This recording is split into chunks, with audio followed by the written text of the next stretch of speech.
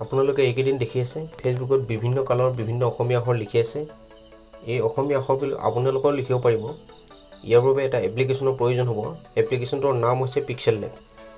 এপ্লিকেশ্যনটো play ষ্ট'ৰৰ পৰা download কৰি ল'ব পাৰিব। মোৰ তাত আগৰ পৰাই ডাউনলোড কৰা আছে। অনুগ্ৰহ কৰি মন দি চাওক। পিক্সেল লেব অ'পেন কৰা হৈছে। প্লাছ আইকনত ক্লিক কৰক। ফ্ৰম গেলাৰী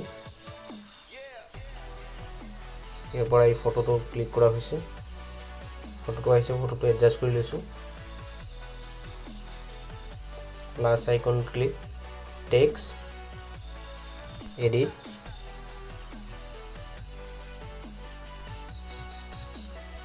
বিহু ৱৰ্ডটো লিখি লৈছোঁ। অসমীয়া আখৰ লিখিবলৈ আপোনালোকে গুগল ইণ্ডি কিবৰ্ডখন ডাউনলোড কৰি ল'ব, আপোনালোকৰ সুবিধা হ'ব। অ'কে, ডবল টি চাইজটো মিলাই ল'ব। অ'কে, ইয়াৰ পিছত টেক্সচাৰ ইয়াতে ক্লিক কৰিব। এই ফটোখন ক্লিক কৰিব। আহি গ'ল। তাৰ আগতে আখৰটো সুন্দৰকৈ মিলাই ল'ব লাগিলে এবি ফণ্ট, মাই ফণ্ট, এই ফণ্টবিলাক মোৰ আগৰ পৰা ডাউনলোড কৰা আছে। হৈ গ'ল।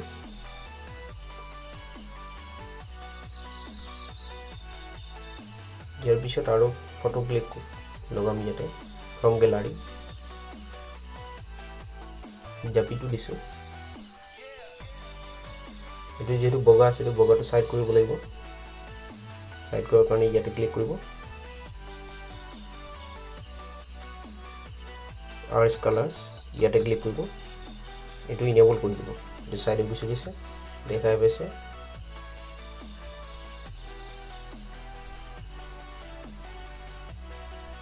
ফ্ৰম গেলাৰী প্ৰফাইল আঁতৰিছোঁ। আগৰ পৰাই আছে। এনেকুৱা বিভিন্ন ষ্টাইলত আপোনাৰ নামো লিখিব পাৰিব। আপোনালোকে আৰু ভালকৈ যাব। জাষ্ট মই টিউটৰিয়েলটো দেখুৱাই দিলোঁ।